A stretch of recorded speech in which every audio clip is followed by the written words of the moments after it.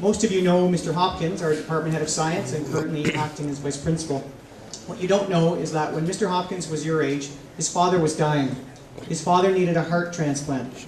Luckily for him, he received a heart transplant, and Mr. Hopkins was able to share many memories with his dad until his dad died 8 years later after receiving his transplant.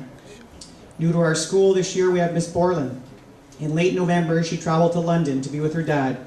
He's 57 years old. He's been waiting for a liver transplant for 4 years. I'm pleased to say that on November 28th, he received a liver transplant and he's been recovering well. In 1998, Mr. No donated a kidney to his brother.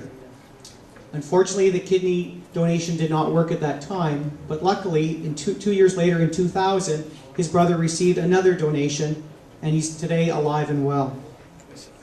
One of our evening custodians, Mr. Barry Laverdure, took a leave of absence this year in October. His brother Bill had renal failure. His kidneys were functioning at 14%. Mr. Laverdure had 5 hours of surgery, but donated a kidney to his brother, who underwent another 4 hours of surgery for the transplant. Mr. Laverdure was to be off work for 3 months, but I'm pleased to say that after 1.5 months, he returned to work, and his brother has also returned to his job as an auto mechanic 2 months ahead of schedule. I'd like to introduce to you right now one of our evening custodians, Miss Marianne Bennett, who will share with you the difficult time that she's living through right now as her husband waits for an organ donation. Marianne. Good morning, everybody. I've only got 3 minutes to say a few things, but the last 3 years of my life have been very sad, very depressing. I've been watching my husband deteriorate before my eyes. He needs a liver very badly.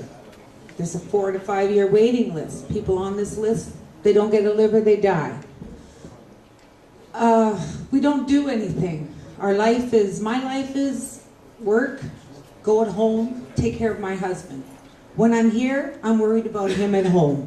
Worried whether he's all right, worried whether I'm going to go home and find him not with me. Please, we need organs. People have to be made aware that we need help.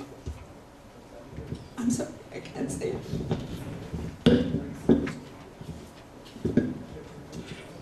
Thank you, Marianne.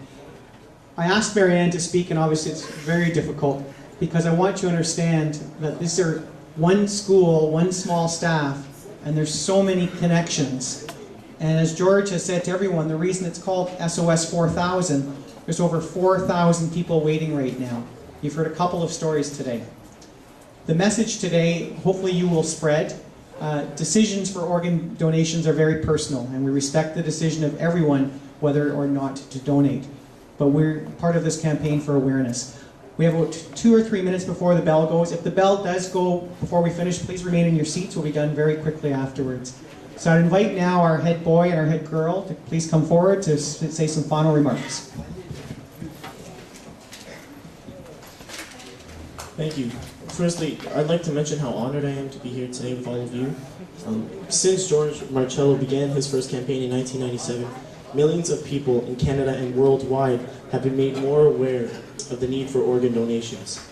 However, in Canada alone, there are still 4,000 people waiting in hope for donations some may never receive. It is my goal that by continuing George's 6th campaign, SOS4000, we can further raise the awareness of the need for organ donors in order to save the lives of many people. I strongly support organ donations and wish to encourage others to feel the same, because I believe we have a duty to save a life when given the opportunity. Every other day, people die waiting for transplants, and let's reduce that. As Simon mentioned, it is a great honor to be speaking with all of you today. Organ donors are in great demand, and in order to raise awareness for the need of organ donations, we need to start talking to the younger people of our society. What Canada needs are heroes, people willing to save another life through organ donations. Here at Immaculata, we hold a blood donor clinic each year, and many of our students participate in it, including myself and Simon. The students felt good knowing their donation could save up to 3 lives. The same thing can be said for organ donors. By becoming an organ donor, you can save a life. Now, Immaculata realizes how difficult the SOS4000 journey across Canada can be, and we wholeheartedly support it, its cause. So on behalf of Immaculata High School, we'd like to donate $500 to the SOS4000 campaign for traveling expenses. Thank you for spreading your awareness here at home.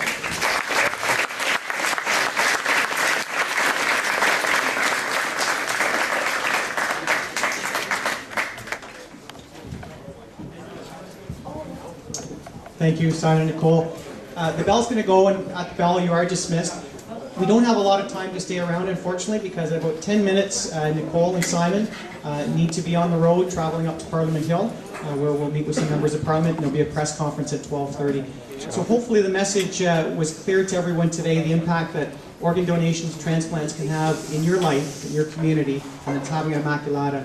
We certainly thank God for George, for what he's been doing, and for the many campaigns, and the many lives that have likely been saved or will be saved because of his campaigns through Step by Step. So George, on behalf of Immaculata, thank you for all that you've done.